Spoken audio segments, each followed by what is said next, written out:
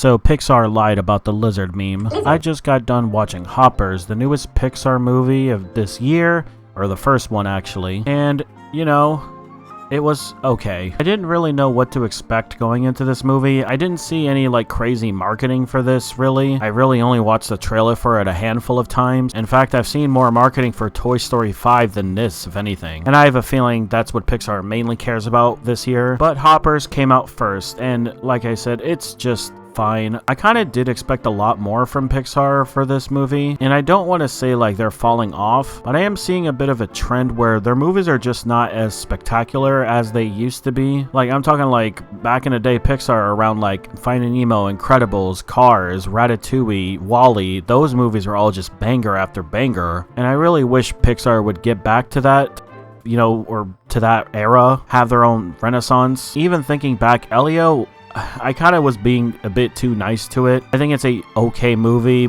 and it's probably like a 6, maybe a 7 out of 10 on a good day. But like with Elio, I just feel like Pixar could have done better. But yeah, now we're talking about Hoppers. The story is about a girl named Mabel who really loves animals. In fact, she loves them so much that she wants to protect their environment around this like lake pond area in the city that she lives in. And her city is called Beaverton, which is, I don't know. I'm pretty sure there is cities called Beaverton, but whatever. It's just kind of a weird joke. But in her city, there's this guy who's going to be the mayor, and he wants to build this like part of the highway, and it involves destroying this park area where animals used to live. And obviously Mabel doesn't want that because she loves animals, loves the nature around them. Her and her grandma spend a lot of times in nature, so there's that connection there. That's why she loves it so much. And so eventually she finds out a way to save or preserve the park area by finding a beaver, and she ends up finding out that her university teachers are working on like this mind swapping android type of experiments where they hop into the minds of an animal basically, but it's a robot. And so yeah, Mabel becomes a beaver, and she tries to meet with the animals to try to get them to come back. It's an interesting plot. It's pretty unique, though. I feel like the story itself reminded me a lot of The Good Robot from DreamWorks. I really did love that movie. I was thinking about that movie a lot when watching this, but either way, the story is just fine. It's passable. It has a really good message at the end. Now, one thing I really want to get into is its whole like genre. This movie was pretty funny, I will say, though it was a bit too funny. Too funny to the point that it clashes with its message it's trying to tell. There were times where I just could not take this movie seriously at all, and the movie is trying to be like, guys, we have to care about nature. I don't want to say what happens too much, but so many off-the-wall shit happens. There's even this moment where a bunch of birds pick up a shark. I don't want to say why, but just know stuff like that happens. There's also another situation with androids, like robots.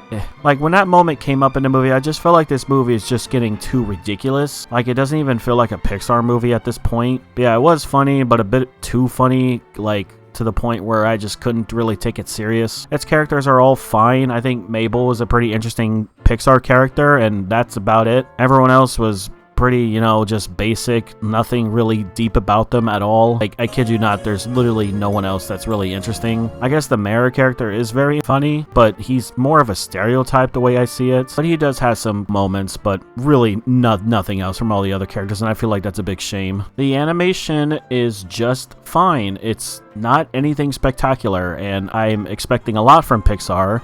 And I mentioned this earlier already. It's very possible that this could have been like Pixar's B team because, again, we do have Toy Story 5 coming out soon. So maybe that's the movie where they put all the animation budget. I don't really know for sure. I just know this movie wasn't like a very gorgeous looking movie. It was just fine. The animals, like, art style was pretty okay, though it looked like they were all plush animals, like plushies. It didn't really bother me too much, but it could have been a lot better. I really just wish the animals didn't look like plushies. And of course, the humans didn't look so pudgy and, like, not realistic. Mabel kind of looked realistic, so I guess that was cool. There are some moments in the story where it does actually slow down, and it actually takes a moment to breathe in and becomes a really good story. And I was really invested. It kind of reminded me of Up, where it just has the moment where it's very serious and it's very like calm, and you're supposed to just take it all in, and you're not supposed to like hear anything. And then later in the movie, there's like scenes where they're building a dam and they're playing like not modern or pop songs at least, but like songs that a lot of people probably know. Yeah, it's very conflicting because, like, you have these moments where they're playing their own original music, or there's no music at all, and then there's just, yeah, rock music, let's go, yeah. I don't know, the music really wasn't anything that great. I didn't really find it that interesting. Nothing to really remember, really. There wasn't, like, any cool set pieces to go to with this movie. It pretty much all took place in a forest. There's a few amount of interesting people who were casted for this movie. Piper Curda played Mabel, and Dave Franco played Titus. We had Bobby Moynihan, I believe it's pronounced, playing King George, and John Hamm playing Mayor Jerry. There was this bear character that I thought was pretty funny, but we literally only heard and saw them like 2 times, maybe 3 times. Pretty sure they only had like 5 lines total, and that's just a big shame. Yeah, it was voiced by Melissa Villaseñor. I don't know, I'm sorry. Yeah, I really wish the movie had more of her, please. There's the lizard character that was memed to hell and back. It literally had 2 seconds of screen time. That whole meme was just for a 2-second scene in a movie. I guess they want to keep it subtle, but I really was expecting that, you know, moment to be a bit more important, but it really wasn't anything at all. There's also some moments in the story that doesn't really make sense. This isn't spoiling too much. Like, so the whole invention of hopping is made by this, like, gadget that puts one person's brain into another. And I thought to myself, okay, you know, once the brain is in the robot, then the robot has to be, you know, back at the docking station to put the brain back into the human.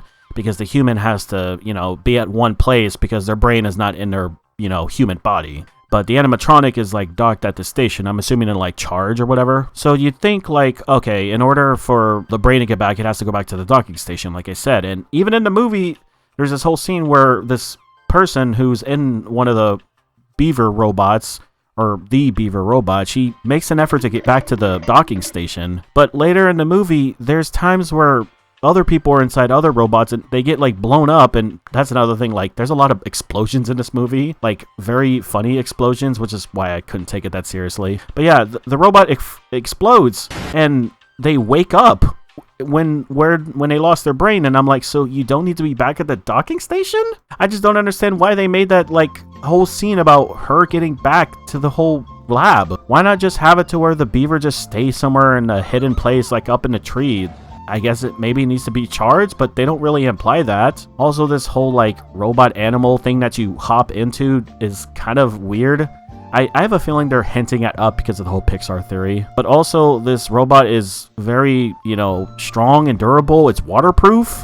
It can also go on for, like, more than a day. And there's no side effects to, like, hopping. Like, it's really just kind of a weird invention to just have in this universe. And I also don't understand, like, why the scientist characters were trying so hard to get Mabel back into her body. Like, if she's not in danger, then what's the harm in her trying to save the forest or the lake or pond, whatever? Also, why didn't the scientists try to do something? Because they were saying something about not wanting to mess with the natural order, but Mabel did it in 1 day, like, very easily, barely an inconvenience. I don't know. It's moments like that where it's like, why did the movie just insist on this whole, like, thing that we're supposed to believe is maybe a set of rules when it doesn't really matter? But yeah, the movie is very wacky. The main character is wacky herself. She kind of reminds me of Timmy Turner from Fairly Odd Parents. It's really goofy. It really does have a good message about, like, human destruction and environmental stuff and all that. I don't really think I need to say anything more because I don't want to give it away. And it's just way too wacky for my taste. And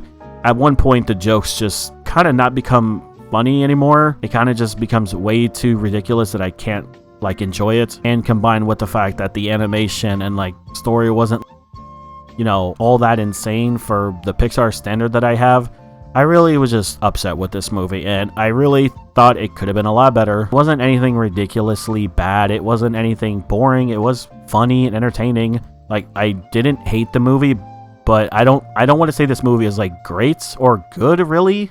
I think it's just okay. It's fine. It's passable. And I really expect a lot more from Pixar, really. We'll see with Toy Story 5. Until then, I'm going to give it a 6.5 out of 10. Maybe if I watch it on another day, it could be a 7. I don't know. That's how I feel. Anyway, that's Hoppers. What do you guys think? Let me know. Leave a comment. Let's talk about it. What do you guys liked or disliked? I heard someone walking out of the theater say it was a 10 out of 10. It's definitely a choice people are allowed to have. I personally wouldn't. But either way, yeah, let me know down below what you think about Hoppers, and I'll see you in another review.